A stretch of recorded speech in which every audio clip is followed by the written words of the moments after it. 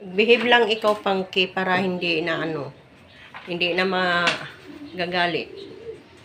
Kamot na. Yan si Pangki, guys. Makulit po yan na aso. Kailangan pag masyado na siyang hyper, kamutan mo na lang ito para tumigil. Kasi kung hindi, bubugbugin ka nito.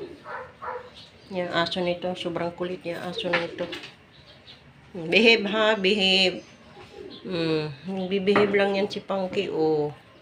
Yan, guys. Yung aso na yan, guys, sobrang kulit yan. Psst. Sabi ko, behave. Yan. Yan, nakaupo na siya. Sabi ko, mag-behave na eh. Gagalit na ako eh. Oh. Tingnan mo dito, pogi ka, oh. Dito, kamot na dito, kamot na. Yan ang gagalit yung kapitbahay mo sa'yo. Hindi kanya pinapansin kasi makulit ka daw masyado. Pag lumabas dyan, tatahulan mo kaagad. Yan. Wala nang naglalab sa'yo ngayon. Kasi bad boy. Lagi ka lang bang ganyan, oh. Diba? Bait-bait niyan, oh. Pag laging ganito lang.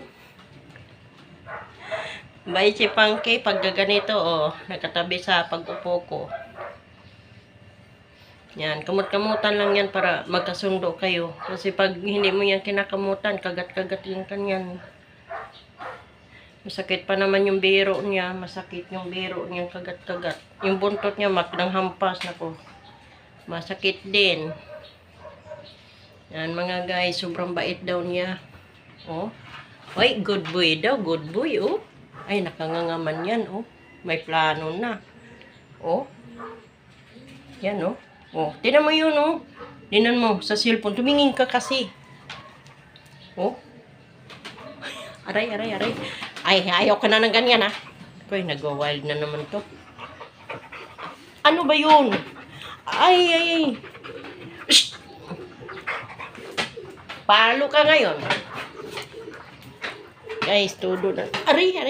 Ayoko talaga na maging ka. Masyado kang makulit, ha. Papalo ka talaga.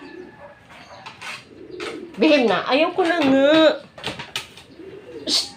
Hingi ka tinapay. O sige, bibigyan na kita. Wait.